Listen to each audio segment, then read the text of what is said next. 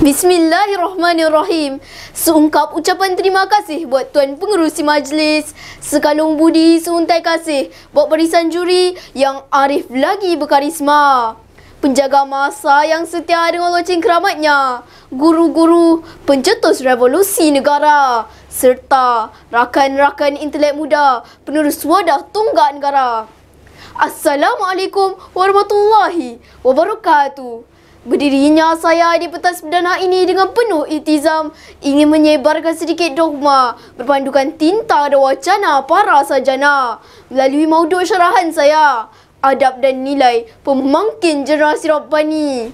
Namun sebelum itu, ayo kita pendengarkan dahulu apakah definisi di sebalik tajuk syarahan saya. Adab bermaksud tingkah laku serta tutur kata yang sopan, nilai merangkumi sikap yang baik. Pemangkin ialah pendorong kepada sesuatu perubahan, manakala generasi Rabbani merujuk kepada golongan manusia yang beriman, berakhlak mulia, mencintai ilmu dan hidup berpaksikan syariat Allah. Sidang penonton penuh santun, hayatilah tutusan minda kurniaan Allah.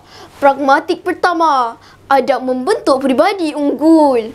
Adab ialah cerminan jiwa. Seseorang pelajar yang mempunyai adab akan menghormati guru, merendah diri, menjaga tutur kata dan sentiasa berbuat baik kepada semua. Adab bukan hanya dalam percakapan, tapi juga dalam perbuatan.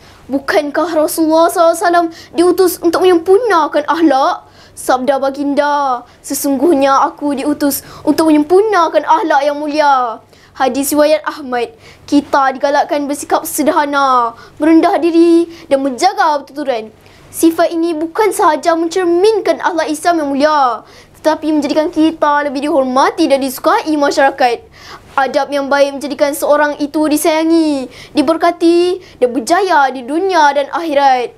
Justru, marilah kita mengamalkan adab dalam setiap aspek kehidupan agar dapat menjadi insan yang berpribadi unggul. Sidang pendengar yang setia, pragmatik kedua saya, nilai murni sebagai benteng daripada gejala sosial. Zaman ini penuh dengan cabaran daripada media sosial, budaya hedonisme hingga keruntuhan akhlak. Tetapi nilai seperti jujur, amanah, bertanggungjawab dan tolong-menolong menjadikan benteng pertahanan diri. Apabila nilai ini subur dalam jiwa, seseorang akan tahu membezakan hak dan batil serta tidak mudah terpengaruh dengan perkara negatif. Mereka yang beriman dan bertanggungjawab sentiasa memikirkan kesan tindakannya terhadap diri, keluarga dan masyarakat, serta yakin bahawa setiap perbuatan diperhatikan dan akan dibalas di akhirat. Oleh itu, setiap insan perlu menghayati dan mengamalkan nilai murni dalam kehidupan seharian agar dapat melahirkan masyarakat yang harmoni. Sidang umat bermatlamat sekalian, pragmatik ketiga saya, adab dan nilai menubuhkan kecintaan kepada ilmu dan agama. Generasi Rabbani bukan sahaja berilmu, tetapi juga beradab dengan ilmu. Ilmu tanpa adab boleh melahirkan manusia yang sombong. Namun, ilmu dengan adab melahirkan insan tawaduk yang menundukkan hatinya kepada Allah dan sentiasa menambah pengetahuan. Ini seiring dengan firman Allah dalam surah Al-Jadalah ayat 11. A'udzubillahi minasyaitanirrajim. Bismillahirrahmanirrahim. Yarfa'illahu alladhina amanu minkum walladhina utu ilma darajat. Sadaqallahul azim.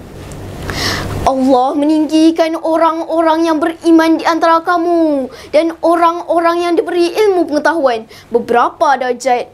Jika kita mahu melihat masa depan ummah, lihatlah kepada anak muda hari ini. Maka benih yang ditanam mestilah benih yang baik, disemai dengan adab dan nilai mulia, agar tumbuh menjadi pohon generasi Rabbani yang kukuh akarnya dan memberi manfaat kepada ummah. Sidang saksi berisi, setiap yang bermula pasti akan berakhir. Sebelum lidah berhenti bicara, sebelum kaki mengatur langkah, ingatlah bahawa adab bukan sekadar pelengkap diri, tetapi adalah asas yang melahirkan generasi beriman dan berilmu. Tanpa adab, ilmu menjadi sia-sia. Tanpa nilai, kehidupan menjadi porak-poranda. Maka, marilah kita sama-sama membina diri, keluarga dan masyarakat dengan adab dan nilai demi melahirkan generasi Rabbani yang diridai Ilahi. Sekian sahaja syarahan saya pada hari ini. Wassalamualaikum warahmatullahi wabarakatuh.